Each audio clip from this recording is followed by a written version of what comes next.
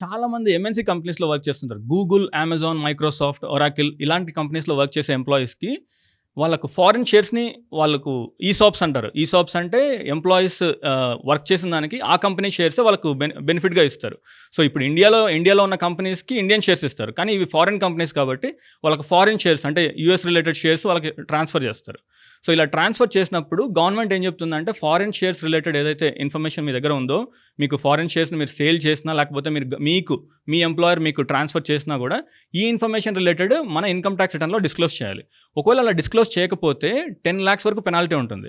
అంటే చాలామంది ఏమనుకుంటారంటే ఇందాక చెప్పినట్టు యాన్యువల్ ఇన్ఫర్మేషన్ స్టేట్మెంట్‌లో ప్రెజెంట్ అయితే ఆ ఇన్ఫర్మేషన్ ఇంకా రాలేదు. సో, రీసెంట్‌గా వచ్చిన అమెండ్మెంట్‌లో ఆ యాన్యువల్ ఇన్ఫర్మేషన్ స్టేట్మెంట్‌లో ఈ ఇన్ఫర్మేషన్ అంటే ఫారెన్ షేర్స్ రిలేటెడ్ ఇన్ఫర్మేషన్ కూడా యాన్యువల్ ఇన్ఫర్మేషన్ స్టేట్మెంట్‌లో పొందుపరుస్తున్నారు. అంటే ఏంటి అంటే మీరు చేసే ప్రతి ట్రాన్సాక్షన్ అంటే ఇండియాలో చేసే ట్రాన్సాక్షన్ ఒకటే కాదు. ఫారెన్‌లో చేసే ట్రాన్సాక్షన్స్ కూడా అంటే ఫారెన్ షేర్స్ ఇన్ఫర్మేషన్ కూడా మన యాన్యువల్ ఇన్ఫర్మేషన్ స్టేట్మెంట్‌లో ట్రాక్ అవుతున్నాయి.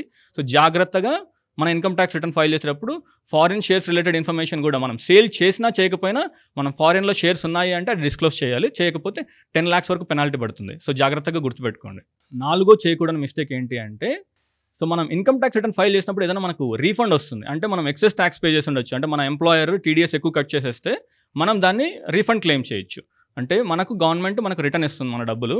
సో, ఇలా రీఫండ్ క్లెయిమ్ చేసే ముందు మనం ఫస్ట్ థింగ్ చేయాల్సిన పని ఏంటి అంటే సో, మన బ్యాంక్ అకౌంట్ మన ఇన్‌కమ్ టాక్స్ పోర్టల్‌లో మీకు ఏ బ్యాంక్‌లో అయితే రీఫండ్ రావాలో ఆ బ్యాంక్ అకౌంట్ మనం వాలిడేట్ చేయాలి. అంటే వాలిడేషన్ అంటే ఏంటి అంటే మనం bank IFSC code, bank account number ఇవన్నీ డీటెయిల్స్ ఎంటర్ చేస్తే సో, ఇన్‌కమ్ టాక్స్ పోర్టల్ అనేది మన బ్యాంక్ సర్వర్‌తో మ్యాచ్ చేసుకొని ఈ పర్టిక్యులర్ పాన్ కార్డ్ ఉన్న హోల్డర్, ఈ పర్టిక్యులర్ నేమ్ ఆ బ్యాంక్‌తో మ్యాచ్ అయితే వాలిడేషన్ సక్సెస్‌ఫుల్ అవుతుంది.